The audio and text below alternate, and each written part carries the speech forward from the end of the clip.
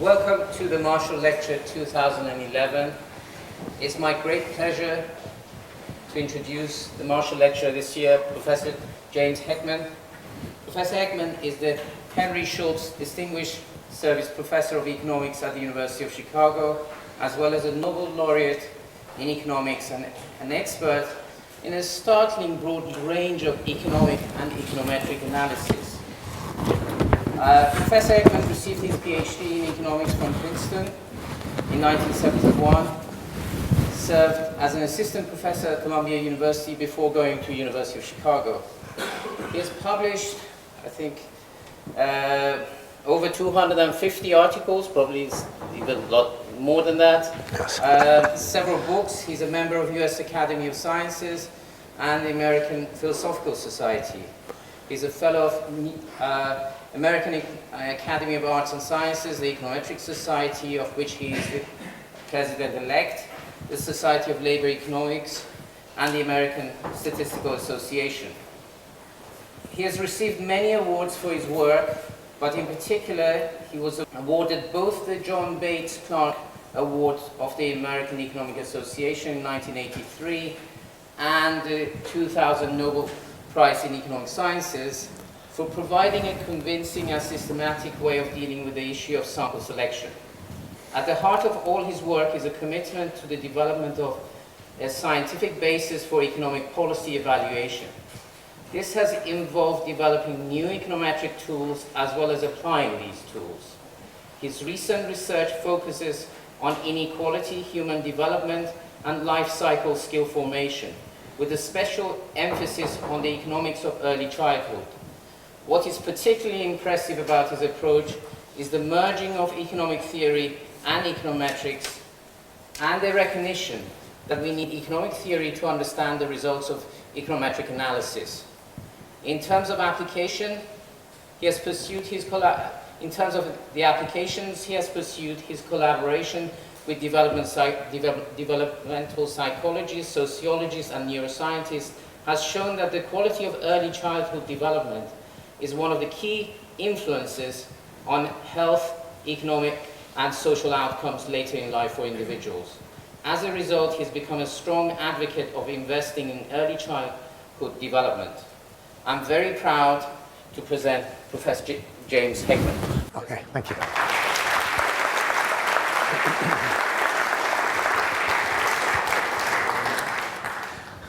So thank you very much for that introduction. For those of you who know me, you'll know that I'm going to have too many notes and too little time, so I'll probably fly through a few things. Actually, I thought I had a little more time than I do, so this will be particularly pressing. But let me just start, and I'm very grateful to be invited to give these lectures, which have a distinguished history. And of course, the department here has a distinguished, not only history, but present. So it's great to be here. I've enjoyed the interaction so far and look forward to the interactions in the coming days. So the topic is, as stated, the economics and psychology of human development. And without going over a lot of well-known facts, whether we look at data from the United States or we look at hourly wages by education, if we look at disposable income in the United Kingdom, and we look at the gap that's going between the rich and the poor, if we look at income inequality here in the United Kingdom, where we now see a Gini coefficient approaching that of 35, and the coefficient in the US is more like 45, which is approaching that in Mexico. Inequality is a huge issue. And you probably are all very familiar with just the dimensions of inequality. And I don't need to tell you that looking only at the developed world, as I will primarily today, really understates the full sense of inequality. But here, for example, in Britain, where we see a massive run-up in the Gini coefficient over the last 20, 30 years, and just to take a slide from Piketty and Saez, a very influential recent paper, when I talk about inequality today, I'm going to be talking primarily about the structure of the personal skills. But this graph, taken from Piketty and Saez, should remind us, and I will just probably start with this and then conclude with it, but not spend much time on it, that even though income inequality, in this case measured by the top 0.1% of income shares, has increased in all in the United States, France, and the United Kingdom, there are some sharp institutional differences, say, between the UK and the US and France and the US, suggesting that it isn't all just personal skills and it isn't all just skill bias technical change. So I'm going to focus only on one aspect of inequality. And I will say that a dimension that I have worked on and I want to talk a bit about today is the decline in the American blue collar or the middle class. What we've seen in the United States, and I don't think you have an exact counterpart for this in Britain, but is something like the following. Let me just show you the full graph. So what we've seen in the United States is that, if anything, the percentage of people who graduate high school, secondary school, has actually been increasing over cohorts of birth. And in the last 50 years of birth cohorts, if anything, the fraction of people graduating high school has actually declined slightly. At the same time, the fraction of people graduating college has been fairly steadily increasing, although the rate of increase is in dispute. And the question then becomes this middle class group, the people who are basically the difference between the high skilled, the blue collar middle class is actually tending to drop out as the underclass seems to emerge.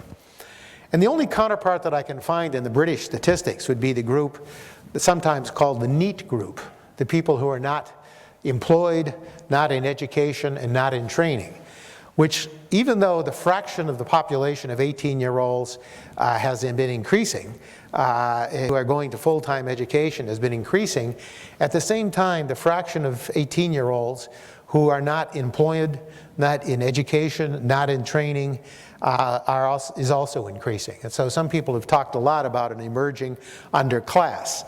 And if you look at the red bar here, you can see that this group, now taking a broader age category, the UK is actually relatively high, even among EU countries. And so inequality is an issue of great concern. Here's data from the British cohort, some work that I'm doing with Gabriella Conti and Sergio Orzua, just looking at another dimension of disparity. In this case, it's disparity by education. So finding, for example, the differences. The level of education here is just going beyond minimum school leaving age. And you already see substantial differences. These are log hourly wages, full-time employment, and various behaviors, smoking, criminal behavior, obesity, and so forth and so on. There are strong educational differences, and at least in the US, widening gaps in educational attainment. And I think a version of that's going on in British society and in other societies around the world. And again, well documented are the gaps, so here I'm drawing on US data, gaps in health by education. So if you look across different ethnic groups, and then within each ethnic group by education categories, you see substantial differences. And you see that there are huge differences, and education seems to play a role, but also ethnicity, race, various kinds of measures of social class are playing an important role. And again, another dimension of inequality, and we have a whole project actually working on income inequality, which I hope Partha will join. This is a group with Steve Durloff. We're really trying to take full stock of the measure of inequality. And here's another dimension of it, which is intergenerational correlation. If you ask, what about the persistence of inequality? And one measure is like the average income of the child, and relate the average income of the child to the average income of the parent. And this is over long measures, not just 1 year measures, but 10, 15-year measures. What you see is basically that in the US, this regression coefficient, this beta showing persistence, is very high at 0.65. Some of my colleagues at the University of Chicago some 20 years ago suggested it was very low, that American society was a society that showed a lot of mobility, but in fact, the evidence is quite the opposite. UK has showing more mobility, if you think of a low beta as being mobility, but nonetheless, it's still much lower than countries like Sweden and Denmark and some of the Nordic countries. So why am I talking about this in the Marshall Lecture? Because I think that the issue of inequality was something that Marshall was himself deeply concerned about. This is a quotation that I take from his report to the Royal Commission to the Aged Poor. And even though I don't associate Marshall as being necessarily somebody working exclusively on poverty, this is what he wrote in a commission writing in 1893, that he was basically, everything that he was doing was motivated by poverty and the concerns about poverty. And he also wrote about the kind of thing that I'm talking about today, which is trying to understand exactly the skills and the capabilities that emerge in individuals. And he spoke about human capital, what we now call human capital. He used the term himself. And he also featured, and this is something I'm going to feature a lot today, and tomorrow especially, the influence of the family, and particularly the influence of the mother. So understanding that the most valuable of all capital is that invested in human beings, human capital, that's become a truism, but much of that has to do with family influence. And I want to try to look at the wisdom of Marshall to see what we can actually extract from this in terms of public policy, what we know about it, and really what is the mechanism by which families transmit inequality across generations. Now, one aspect of Marshall's work is what I'm going to talk about today. And Marshall was actually very, very much in the Victorian spirit, in the sense of thinking about exactly what was important and what were the important traits. And if you read this quotation, you can see that he says the human will, guided by careful thought, can so modify circumstances as to modify character, and thus to bring about new conditions. So he was really talking about improving character. That was a word that he actually used. And it was something that's a word that's fallen out of favor and is somewhat viewed as a kind of an unfashionable statement. So I don't want to use the word character per se, but what I do want to talk about is character traits, or traits that go beyond the normal measures of ability that we typically focus on, like cognitive ability and IQ. I would say, however, that Marshall's concerns about these middle-class values were not universally greeted. So some 50 years later, after Marshall was writing, Schumpeter, characterizing Marshall, raised his own objections. And he didn't like, in particular, this Victorian emphasis on character. And it does sound very quaint. And in fact, there are political groups, I gather right now, still writing and very active in England, talking about improving character. So here Schumpeter is writing in the American Economic Review some 70 years ago that he found the Marshallian concerns about character, the noble life, and so forth as being a little bit Victorian, and certainly didn't embody Schumpeter's own vision of the good life, riding horses and leading a dramatic existence. So let me tell you what my theme is. Since I'm probably never going to get anywhere near all of my slides, I want to lay it all out now. If I just stopped here, that's all I really have to say. So you can leave right after, but give me a few minutes anyway to explain. Because I want to try in the course of these lectures to lay out the following vision about human capabilities. And I want to make it very clear that I'm talking only about a subset of all the conditions that determines poverty. So I'm not talking about the environment. I'm not talking about matters of institutions. I'm talking about something which I think is more focused, and yet in some sense allows me greater handle, at least in looking and linking up the economics with some evidence, not only in economics, but in diverse fields, and in psychology in particular, but also in some aspects of neuroscience. So let me, first of all, make a point. And the first point is that I want to argue that there's a low-dimensional set of capabilities. And I'm using the term capabilities roughly in the same sense that Amartya Sen and Martha Nussbaum and others would use them, but focusing on a much narrower set of things, capabilities embodied in individuals. So I want to argue that a low-dimensional set of capabilities, as well as incentives to use those capabilities, explain a lot of socioeconomic outcomes.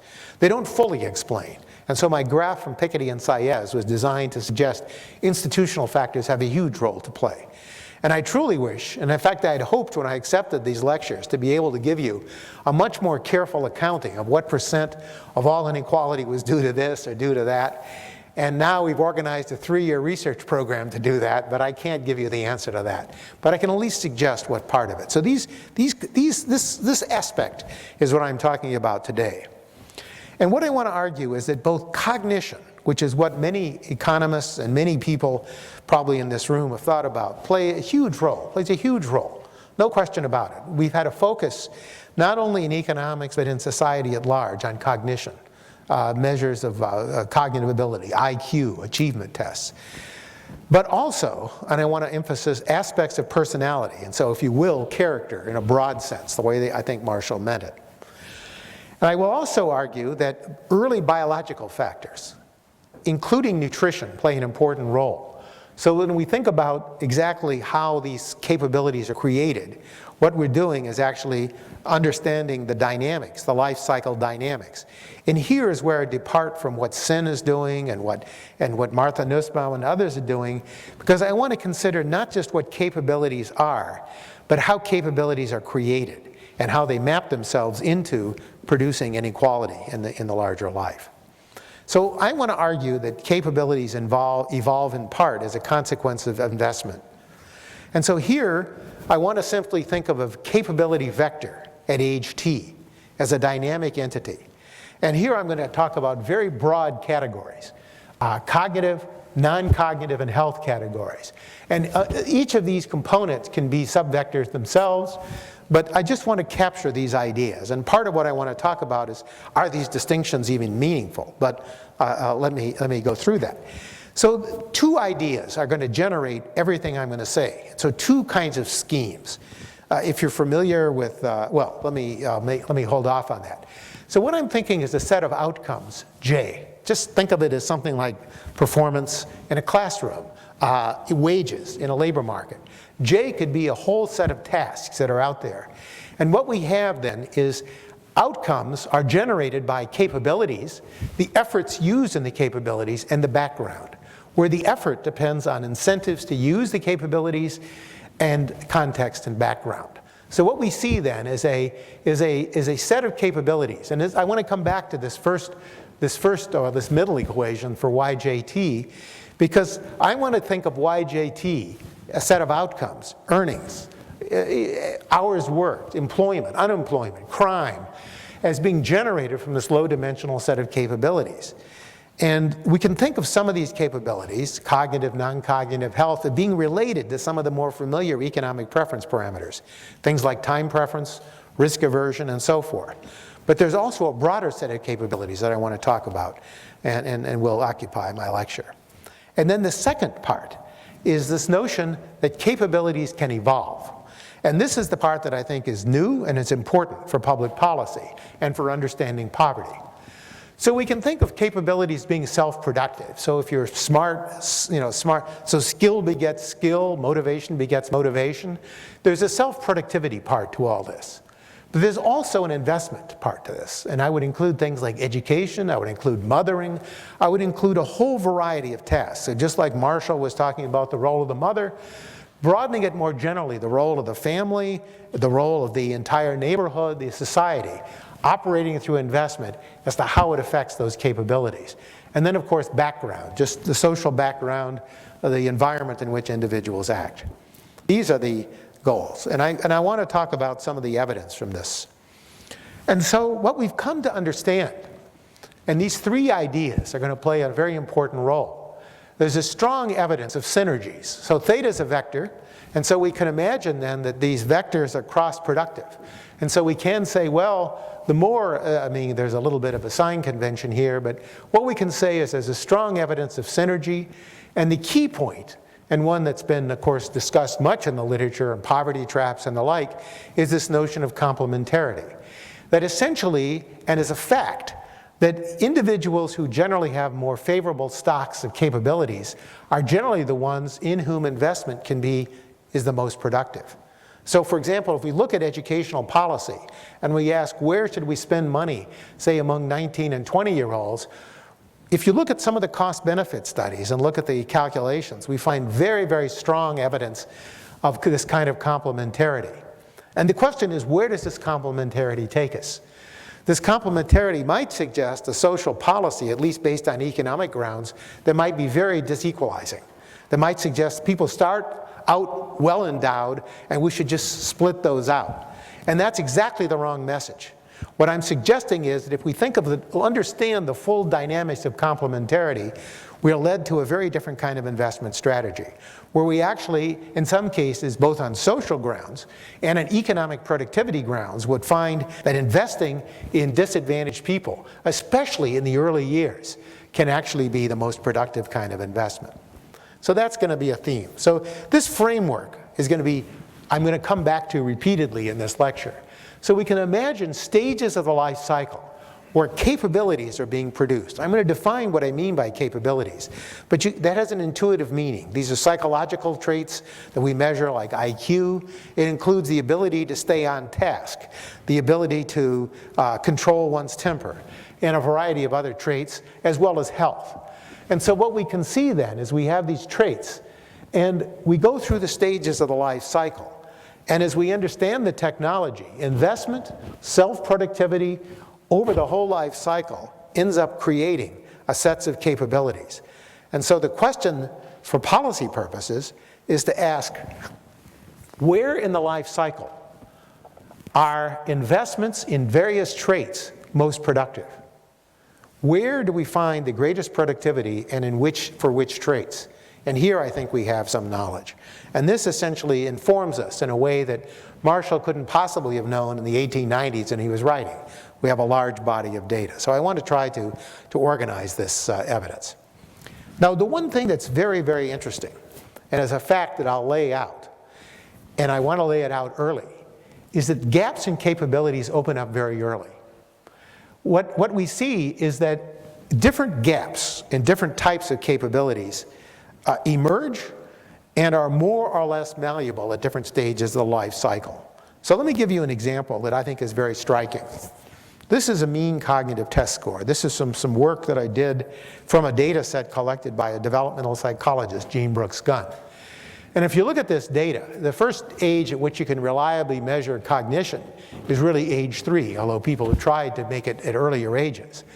And if you follow people longitudinally, and this is actually a part of an experiment, if you look at then what the cognitive score is, and you look, for example, at children whose mothers are college graduates, you see a benchmark score. Now, the most interesting feature about this score is that the test score is relatively flat. It moves around a little bit, but it's pretty flat.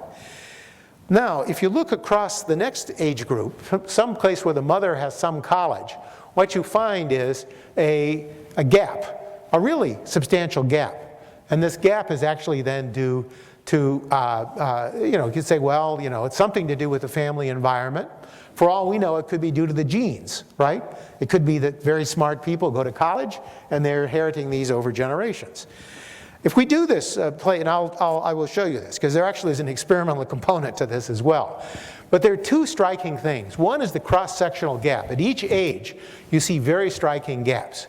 And you'll also see, and this is from American data, where schools are very unequal. So it's not just that the mother's education is low, it's at the schools that the kids are attending, that the gaps that are there at age 3 and certainly at age 5 are more or less predictive of what's at age 18. And I want to show you that what's at 18 is actually pretty powerfully predictive. And you get the same kind of pattern if you look at things like scores on behavioral problems. Here, the plot is in reverse order. So if you look at the topmost graph, these are the kids who come from the lowest income quartile, and the higher the score is, the worse social behavior. These are aggressive behaviors. So you're finding here the age range is 4 to 12 years of age. The gaps open up. They're not quite as parallel as what you had before, but you are seeing substantial gaps opening up before school entry age. And this is an important finding. And it's a finding that's been repeated and duplicated in many other studies. So what we see is the gaps are there, and whether we use it by mother's education or family background. What's also interesting, and again, let me just lay out what these graphs are. If we look at the graphs in health, where a high score is a bad thing, then what we see is that at each age group, and each curve corresponds to different age groups, then what we see is that kids from very poor families are ones that actually tend to have the worst health, and we get this kind of socioeconomic gradient that's been well studied. But we also see that the graphs are no longer parallel. I mean, there is some evidence that health itself emerges over age. Okay, so what I want to show is that many early childhood interventions operate primarily through enhancing non-cognitive abilities, and that in particular, adolescent remediation programs are ineffective, especially for non-cognitive deficits. And so a very broad brush summary of the existing literature, which I want to try to dig into a little bit here today, is basically a plot that actually is a hypothetical plot. It basically says, what's the rate of return to investment in human capital, where we imagine an out of equilibrium schedule, where we actually say, okay, let's imagine where we have the highest return to the first dollar or pound invested in the earliest years. And because of this technology of skill formation, what we see is very high returns at the early age. Well, why? Because it builds the platform for investments in subsequent ages. And so what we see is a falling off in marginal returns. Now, what this kind of schedule would suggest would be that in equilibrium, you would tend to invest relatively more in the early years, which is exactly what we do find if we look at advantaged families. But if we do inventories of disadvantaged families, we find, if anything, remedial programs, programs that come much later in life, receive much more attention from the children of disadvantaged families. So that's going to be a key exhibit. So the question then is this question which I want to try to address. How much of the gap is genetic, family environments, parenting? And what I want to argue when I look at the body of evidence from the intervention studies suggests an important, not an exclusive role, but an important role for investments in family environments. Genetics plays a role. The behavioral genetics literature does show that there's some evidence of heritability. But what it's also shown is a lot of the mechanisms of heritability have tended to be much weaker in disadvantaged environments. And then what you find is the heritability coefficients that are typically 0.5 in the standard behavioral genetics literature can drop to as low as 0.2 and 0.3 when you get to very disadvantaged populations. Environments matter, and they matter a great deal. And that's the scope for policy. So today I want to talk about character. So let me talk about it. I've made a half-hour introduction. I'm not going to even get to my lecture, which is a chronic problem with me, but I must say I will make a push for it anyway. So what is character? Let me go back to this Marshallian term. I'll blame Marshall for it. I realize it's loaded with politics, but I'm really talking about personality traits. And so for the rest of the talk today, I want to talk about something that has kind of a hazard, it's kind of a shadow existence in economics, and that's character. And I think that we face a lot of challenges in trying to understand personality psychology. And I've spent some time in the last couple of years working with personality psychologists.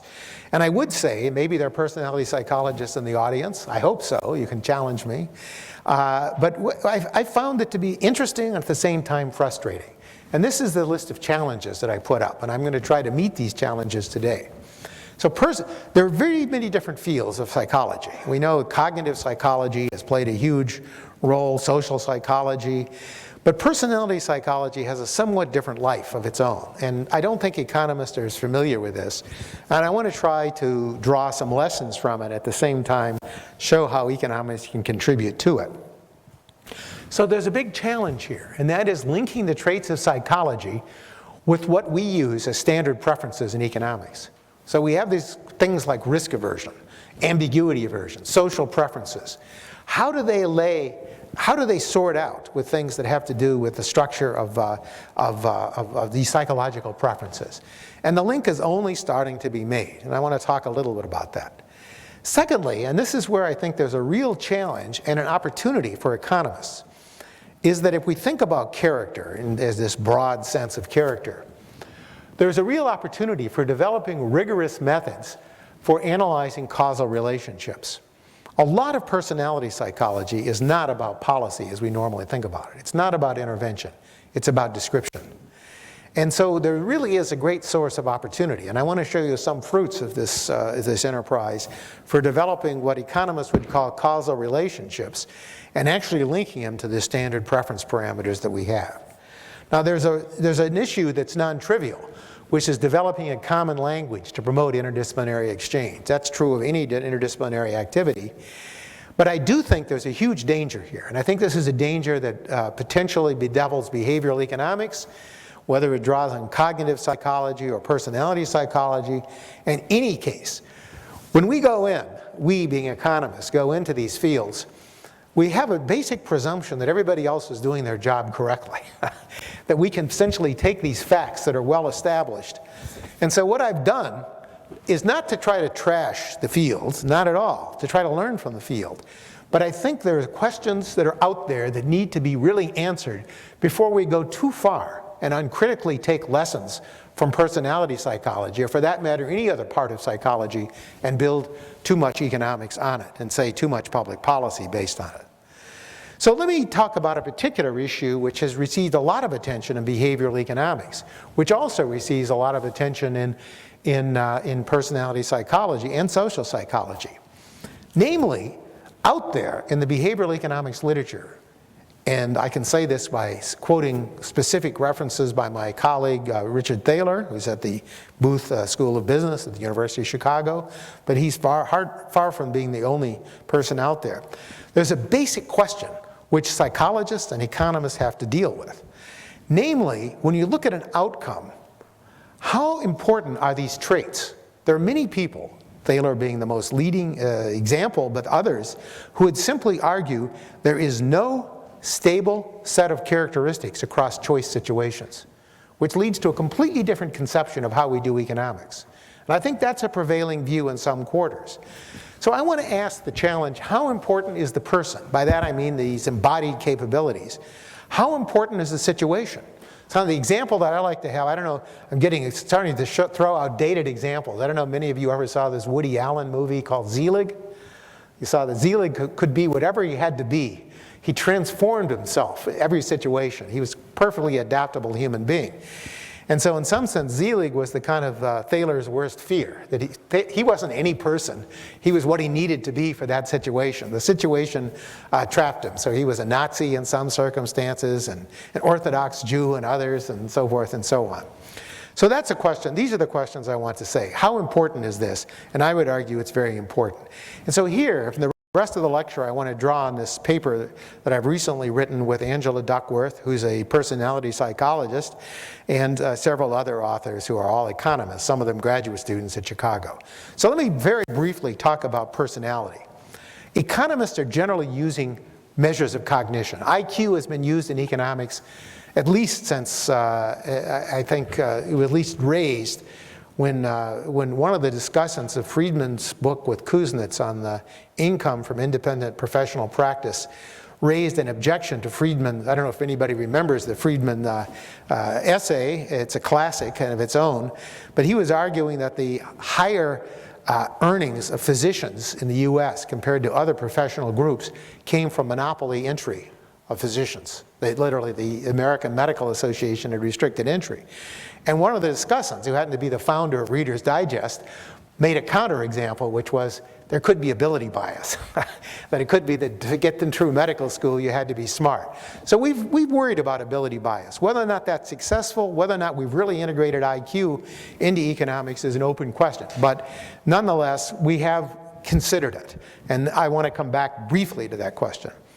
But I will say that one of the most important IQ measures is actually earliest in terms of systematic widespread measures, the so-called Stanford-Binet test. It's still widely used. Binet was a French academic who developed a means of predicting success in school. That's why he developed the IQ test. He was really trying to determine whether retarded children should be given any education and where they should be placed. But Binet himself, writing almost 100 years ago now, 95 years ago, was writing and said, you know, really there's something besides IQ or something besides intelligence, which he was trying to measure. And he referred exactly to the kind of traits that are very much discussed in personality psychology. And there's some obvious quality to this, right? That in order to be successful in school, you have to be perseverant. You have to stay on task. You have to be conscientious.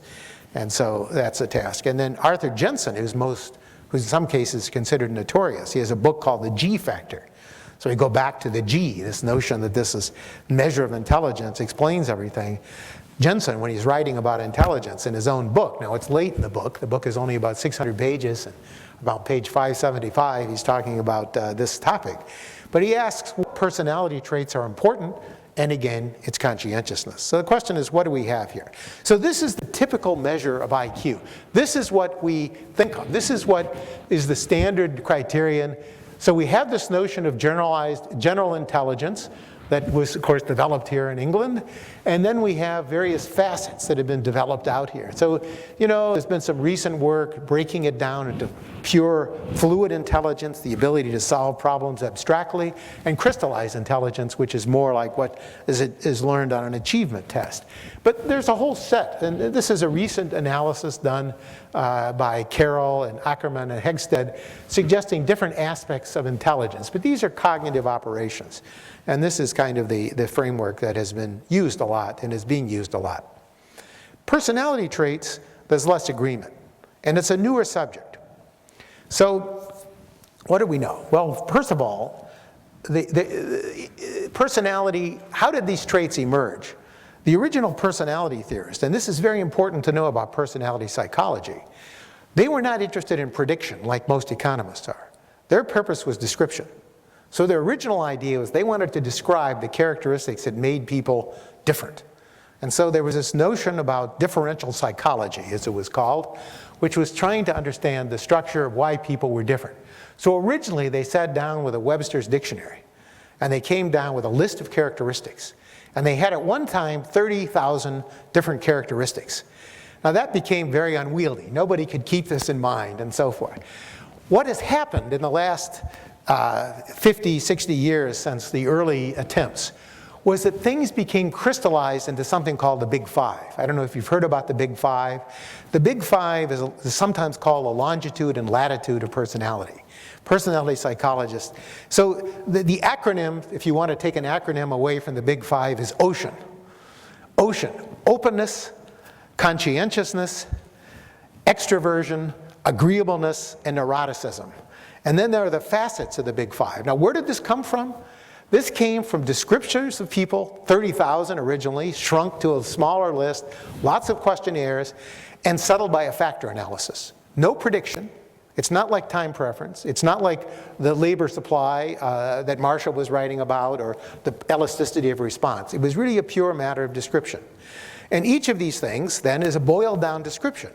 And you can decide for yourself whether these are mutually exclusive. And I'm not trying to attack, I'm just trying to define. Each of these Big Five traits has things like fantasy, aesthetic, feelings, actions, values, ideas, and so forth. So openness to experience, unsurprisingly, because of facet ideas, curious, turns out to be fairly well correlated with IQ, but not perfectly, 0.3, 0.4. It's about the highest correlation with a pure Raven's measure of fluid intelligence. Conscientiousness kind of stands for itself, and there are various names, and there are childhood versions of these traits.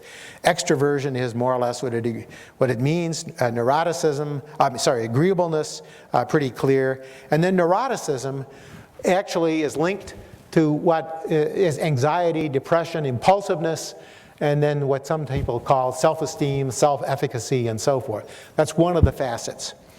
So I'm going to ask, well, what do we know about these facets, and what should we take from these facets?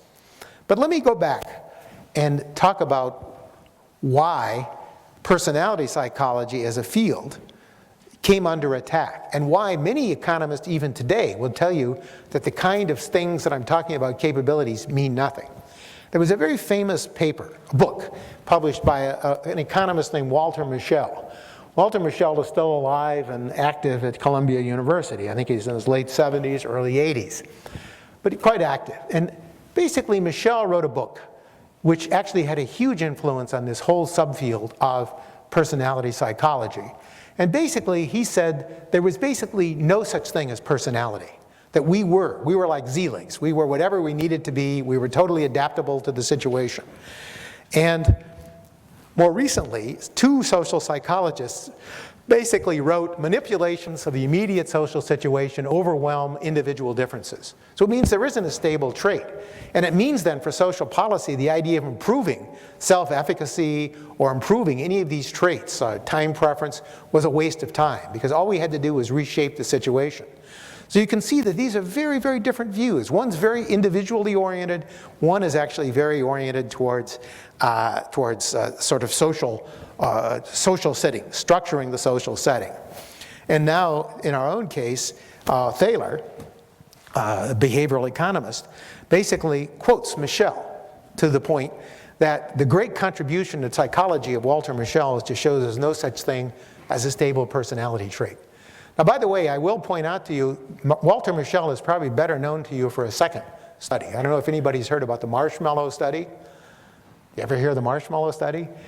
Okay, the marshmallow study by Mischel is a study where he basically gave kids who were 3 and 4 years old, they were in Stanford, he gave them a choice. And the choice was, you get one marshmallow now, but if you wait 30 seconds or a minute, you'll get a second marshmallow. That's all it was. They just had to, and he filmed them. You can actually see it on the website. You can go to YouTube and actually see this. 20 years later, Mischel had the idea, what happened to those kids? And he found out that those kids who waited were much more likely to graduate high school, less likely to engage in crime and so forth. So there is a little bit of contradiction. But you know, this is true in academic life generally. You kind of put things out. So Mischel himself actually some of the best evidence of the stability of traits. So the point is that the field really shut down. And what happened, though, was that there was tremendous amount of discussion. And personality psychology nearly died out. So it's nowhere near the status of cognitive psychology. Nowhere near the status of some of these other things. So it's nowhere near, for example, of psychometric research. So, but it did revive. And a lot of studies have been done taking individuals in controlled situations and finding this correlation and that there is some stability. So I'm going to take that as a given, but still open the question of how we can frame and postulate this. Okay, so let me just show you what some of the evidence is. I have way too much evidence and way too little time. So what I will do is just kind of skim through a few of these things. What's the predictive power of personality traits? Here I'm not going to present so much causal evidence as some correlational evidence. But I will give you, again, a warning that emerges.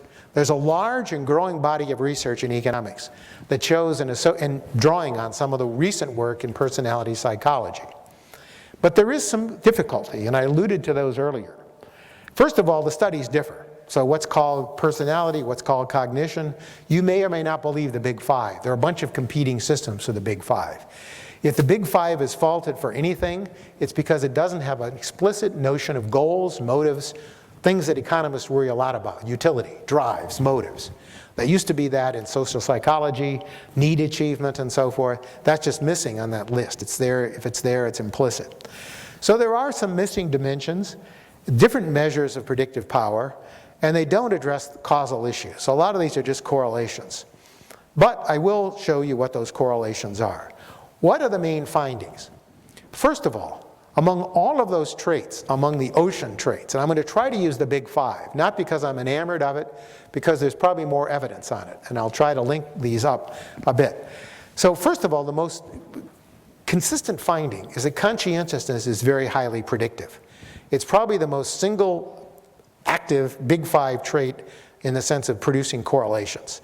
It shows correlations across educational attainment, grades, job performance. And there's an interesting notion, and this is something that gets very close to the old work by Bowles and Gentis.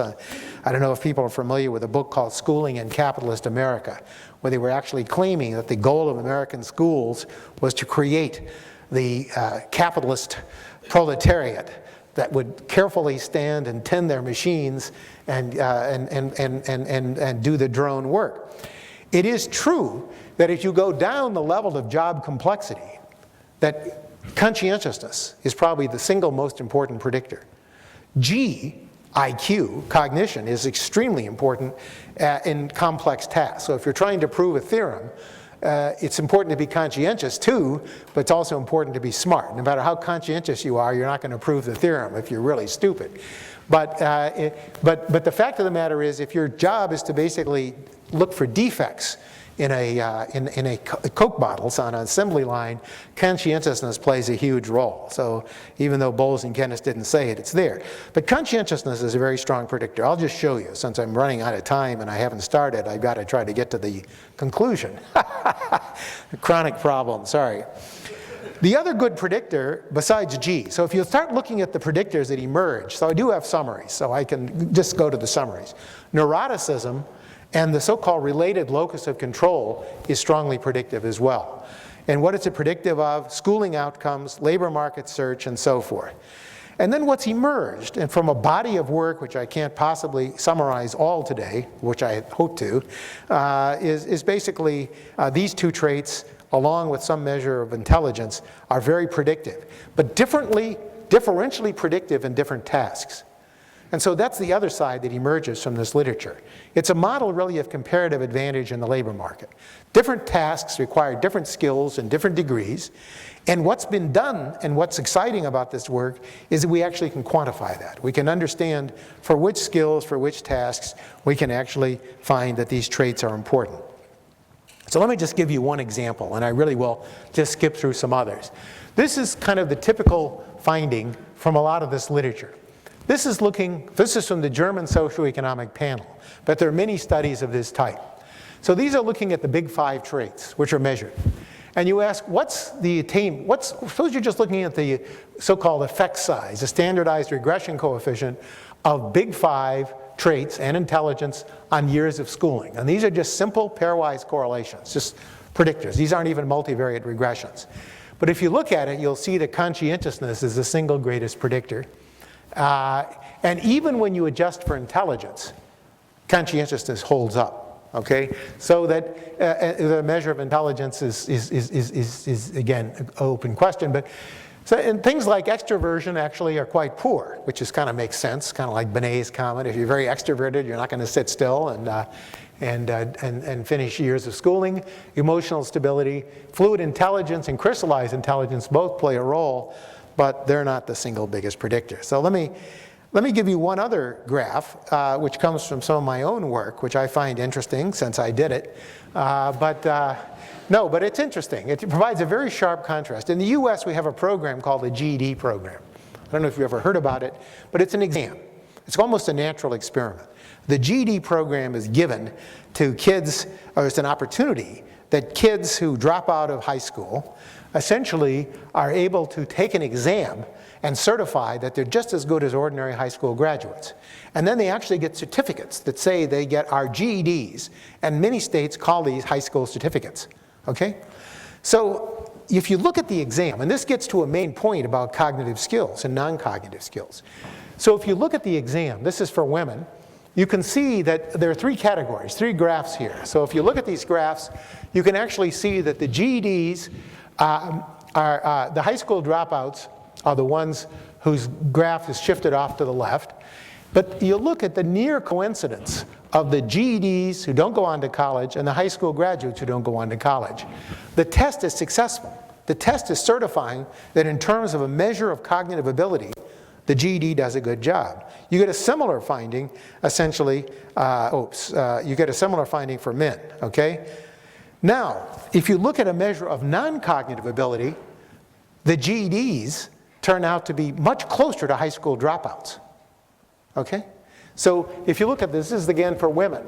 And so literally, if you have trouble finding where the GEDs are and the high school dropouts, you realize that 2 graphs are right on top of each other.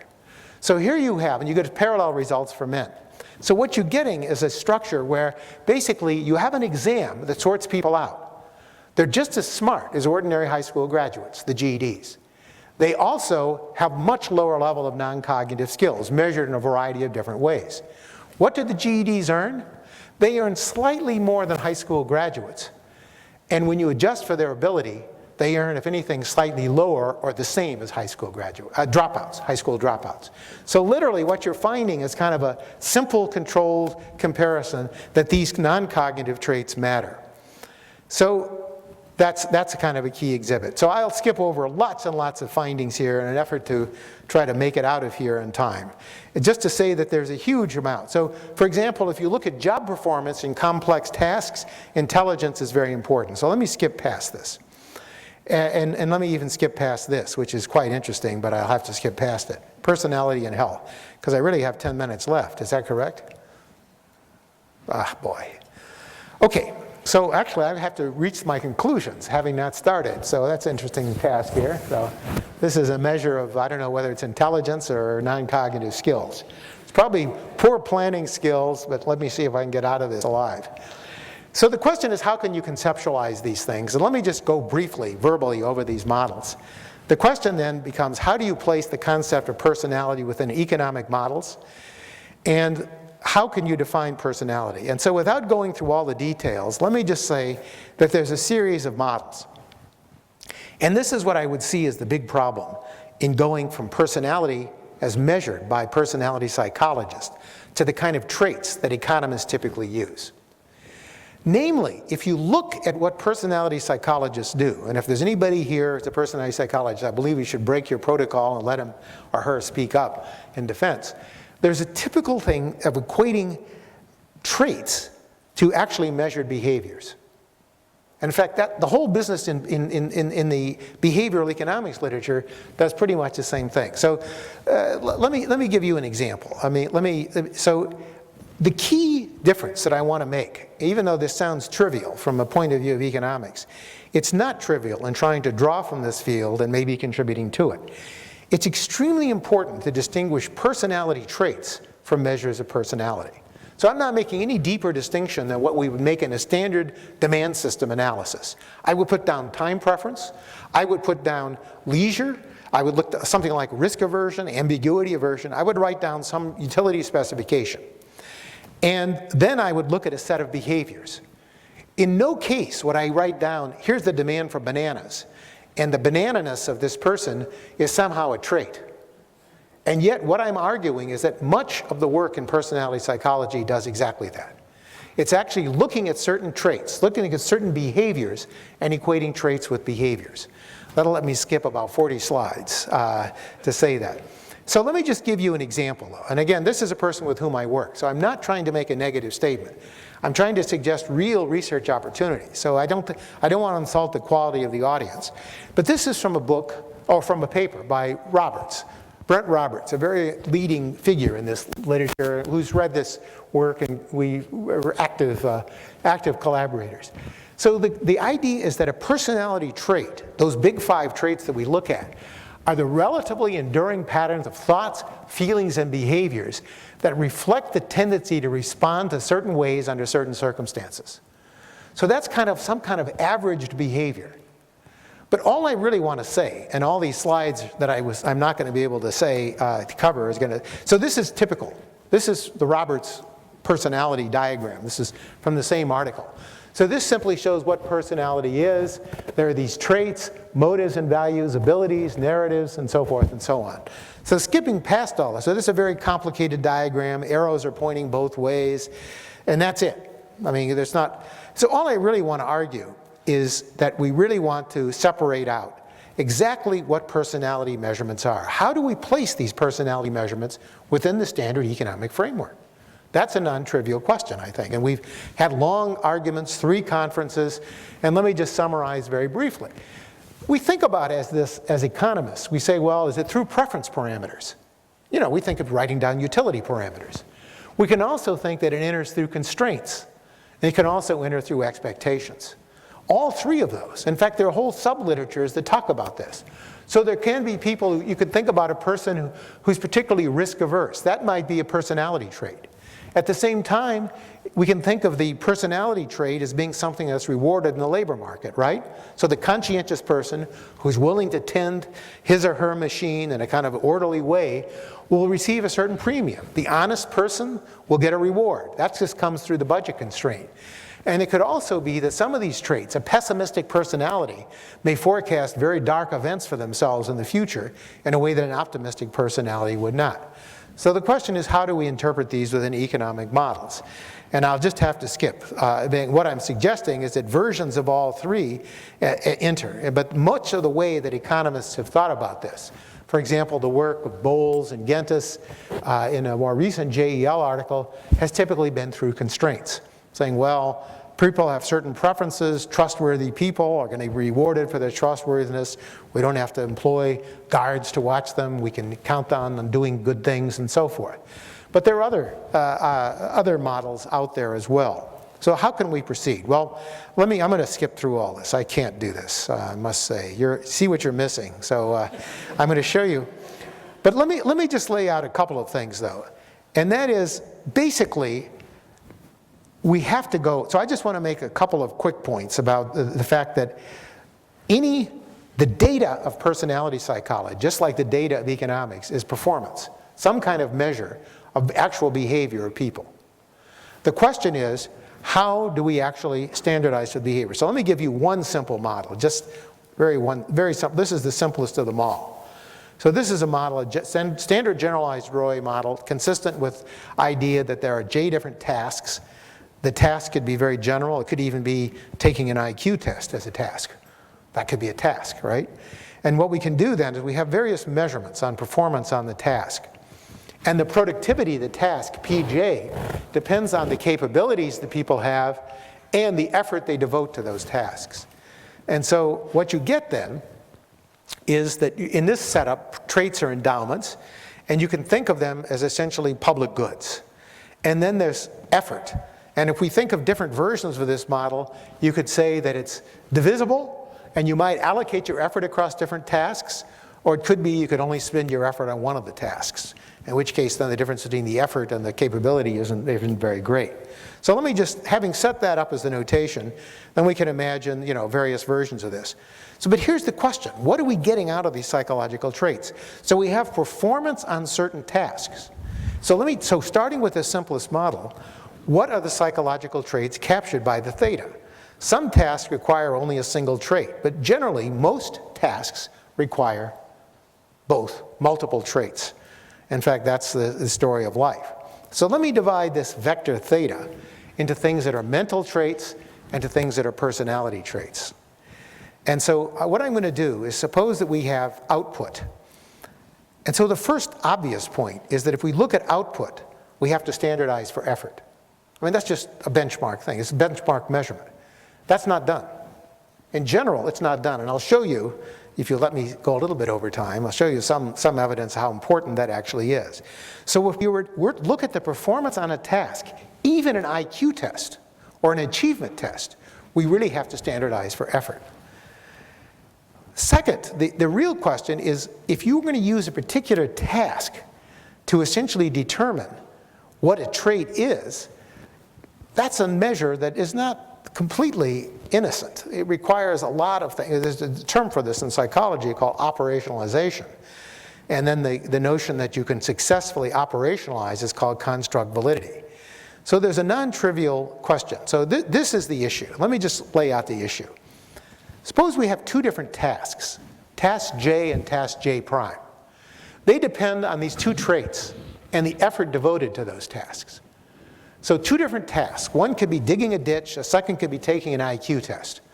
They depend on both mental traits and they depend on these non-cognitive traits. And then you ask the question, well, under what circumstances can I identify those underlying traits from the tasks? Well, the first obvious thing is I have to standardize the level of effort. And that's just not done. So in the slides that I guess I won't be able to show you, I can show you that if you look at IQ tests and you actually ask kids who are less conscientious, and you give kids who are less conscientious one M&M, just an M&M candy, chocolate candy, for each successful answer on an IQ test, you can eliminate, in the US anyway, the black-white gap in IQ tests, 15 points. It's only for the less conscientious kids. So effort is non-trivial. If you motivate kids, we've seen that. Then there's a lot of literature now showing that needing to standardize. And yet when we take these traits out there, we're not standardizing. So that's kind of the first observation. Secondly, even if we standardize, and it couldn't possibly be that the efforts in these two different tasks don't even overlap, so that we can't even standardize it. There are technical issues related to that. But suppose we can. Then the question is, let's solve from the two different measures. Remember, that's the goal. We have the measurements, how people perform on certain tasks. How do we come out and infer the underlying traits? And then you can see that even if I know the phi j and the phi j prime, which is another whole question, what that functional relationship is, that I still can at best only identify the pair. What's cognition and what's non-cognitive traits? So literally, there's a non-trivial question here. The question is, what tasks am I going to use to define ability? And this is something that we face routinely in economics. We would never postulate, like I was saying, the demand for bananas as essentially a measure of a trait. So, I could, if I took it very seriously, that I could look at sort of my average demand for bananas over my lifetime or over the course of a week and call that my banananas trait. But I mean, typically I don't think that is not a fruitful way. So here's where the challenge is and where the opportunity is to essentially imagine going more deeply into the trait. So there's a whole thing. So let me just show you. These are the two examples of why this effective intervention is really quite important with standardizing. So here are the M&M candies examples, study done almost 40 years ago. And basically, kids were able to get about 8/10. It was one actually went 17 points. These are two out of many studies, which essentially show that incentivizing makes a difference. So that it's literally a non-trivial question. This is a case where we have these measurements, we have a set of behaviors, but what is going to constitute the benchmark? And we sort of take it as granted that these psychologists and others have done their job. But why should we? And in fact, and again, the slides I won't show you, I promise you I won't subject you to this, but things like achievement tests, grades, and the like, we typically think these are interchangeably used. And yet most of the variability in grades is not at all caused by IQ. It's actually caused by measures of personality and cognition, motivation, those kinds of achievement. Achievement tests, a good third of the variance. So one of the ironies in all this business is that some 15, 16 years ago, Herrnstein and Murray wrote this book about the bell curve, suggesting the importance of intelligence in the world. And their book essentially was suggesting that there are very sharp differences in IQ. They showed that IQ is pretty predictive of a lot of success and so forth. Now, if you look at their measure of IQ, what you'll find is an achievement test. And if you look at what 1/3 of the variance that's explained, it's these non-cognitive measures. But now you can see there's some circularity here. How did I know there were non-cognitive measures? Maybe those were cognitive measures. Every one of these things is subject to a normalization, and there's some real issues. Now, in cognition, it turns out that there is a fairly well-accepted notion that if we standardize for testing situations, that a pure measure of cognition, just the abstract problem-solving ability captured by Raven's matrix test, is probably a pretty good measure of cognition. Although, as I showed you, as this graph shows you, that you can get huge variation.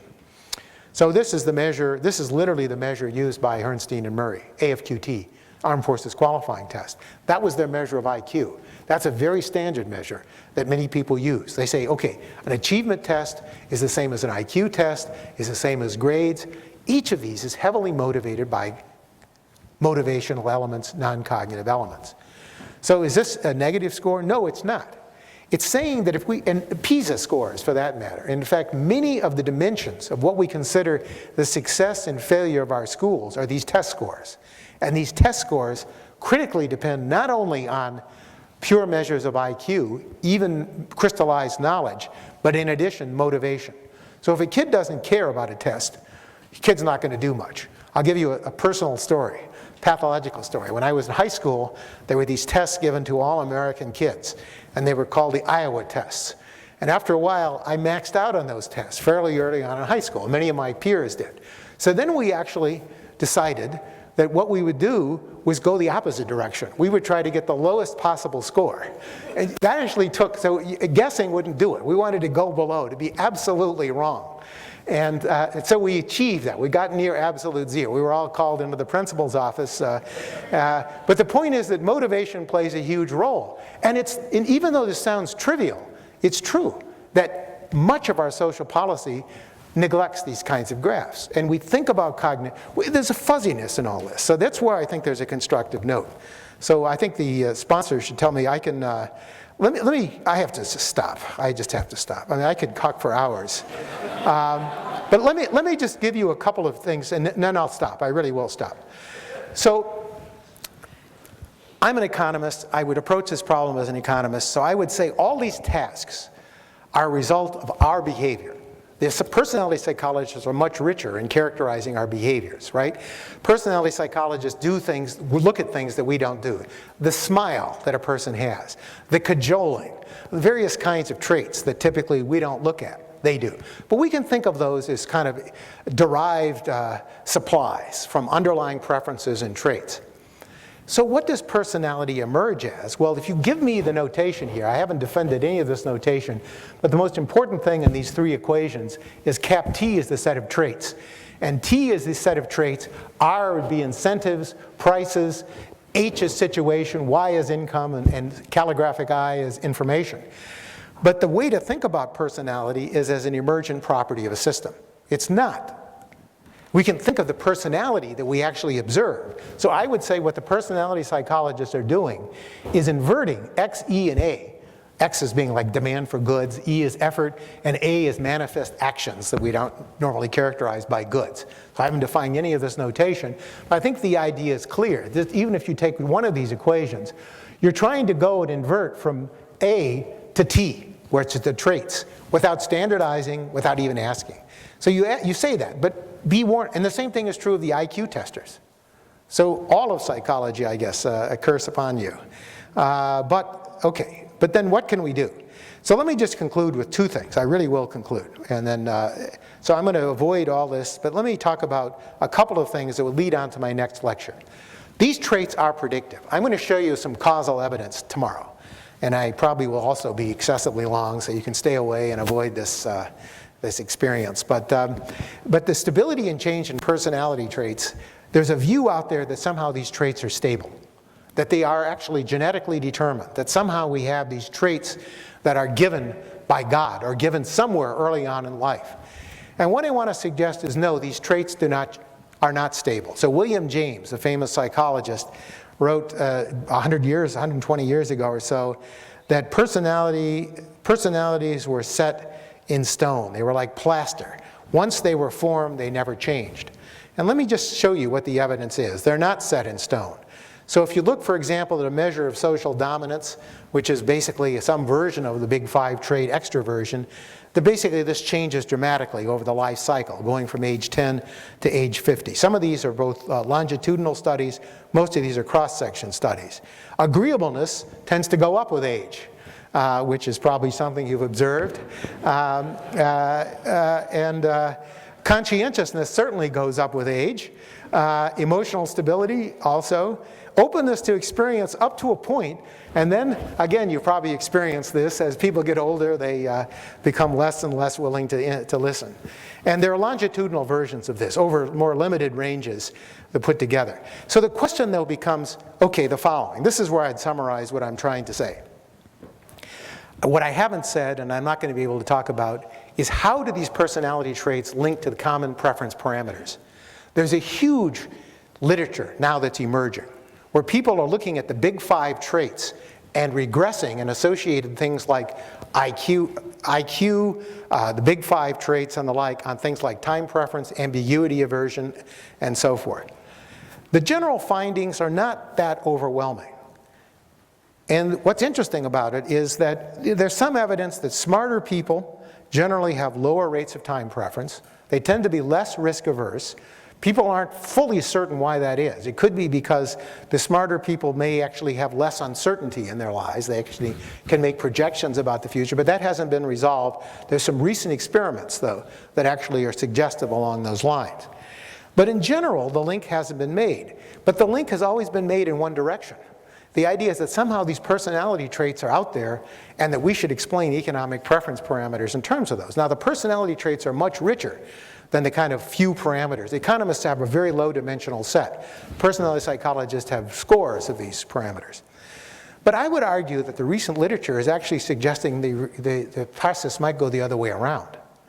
What we might ask is, remember what personality psychologists are doing. Personality psychologists are basically looking at descriptions. Economists are generally asking to explain choices.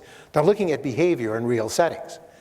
And so what's happening is that personality psychologists, increasingly, and there's a special issue of a journal, Personality and Economics, that I'm editing with two personality psychologists, where the personality psychologists are doing what economists have been doing now in the last 10, 15, 20 years.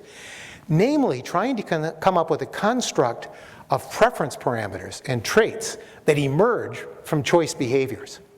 So I would argue that the flow should go two ways. And I'm not sure that if somebody weren't giving this lecture 10 or 15 years from now and addressing the same topic, they wouldn't be reporting a large body of work which shows that much of the personality traits can be generated from things like social preferences, things that economists have elicited either through games and increasingly through observational behavior. So A, I want to say that there really is some predictive power to these things. B, these traits can be changed. And then I would simply say that in the literature in psychology, there has been basically two notions: ontogeny, program development, sociogeny, namely you just kind of grow up and you take your role in life. That's kind of a very deterministic system. And where the economists have come in is looked at investment. And so let me conclude by saying that even though I'm not going to go through the life cycle dynamics today or go through this, I would say, and I would conclude with this really, or just summarize, that given the disappointing knowledge, I don't want to say disappointing. I think what we take from personality psychology is that there are aspects of human behavior that are explained by what are sometimes called soft skills. Soft skills receive no attention. I mean, in educational policy evaluations, even in like in the No Child Left Behind, a lot of these criteria, PISA scores, nobody talks about soft skills. Soft skills matter in the sense that I've shown. They're very predictive, and they're as predictive as measures of cognition in many cases. I skipped over that, but in many cases, especially in less complex tasks. So the open question then becomes, okay, these are predictive, but the question then becomes maybe that when we understand these, we understand that this is an avenue of social policy. That first of all, cognition itself can be affected by intervention. It's not all heritable. There is a strong genetic component. There's also a very strong environmental component, which I want to talk about more tomorrow. Secondly, I want to argue that there's a huge research question, which is basically psychological measures originate in description, economic preferences are used to design, predict behavior, and that I think in the future we're going to see much more use of economics actually rationalizing and explaining the data from personality psychology. But basically what I think is that what we can learn from it is that the personality traits are predictive, and that many of the aspects that we think of as cognitive traits are actually aspects of non-cognitive traits. And separating the two is far less than obvious. In fact, any theory, I mean, you could build another theory, which is something that I find quite appealing, which is that these personality traits that are exhibited are a manifestation of underlying goals and preferences, and that you are what you need to be, but not in a Zelig sense of just adapting to a situation, but of actually trying to achieve a goal. So what I would say is that personality traits predict many behaviors with the same strength as cognitive traits. Cognition is one aspect, and economists can contribute in the following ways. Personality psychologists currently lack precise models, and the psychologists themselves at these conferences have been really quite engaged with what economists are doing. So we can make a difference between personality as defined as a set of actions and the traits that help generate the actions along with other constraints and expectations. Economics will play a very important role in the future, but there are these fundamental identification problems, and then the notion of cognitive and non-cognitive, while useful pedagogically, may not actually hold up when we actually come to a deeper understanding of these preferences. So the challenge, as I stated before, is exactly this, that I think what we do need is to link the traits of psychology with the mechanism of economics, and I'm not sure it's going to be the one-way flow. To develop rigorous methods for analyzing causal relationships, develop a common language, and I think there's a danger, and this is true generally. I mean, it's true, probably you've all experienced this. When you've gone into a field, you've assumed something is known out there. Then you start looking at it more closely and you start wondering, well, is it really known? And so not to say there's no knowledge out there, there's lots of knowledge. But I'm also to suggest that there are ways to improve that knowledge. And why do I emphasize this? Because I think this is a neglected avenue for addressing the very question that Marshall was talking about. So when he was talking about improving character, if you broaden it to saying improving from just personality traits and character to health, to cognition, and of course also to character. So thank you very much for your attention.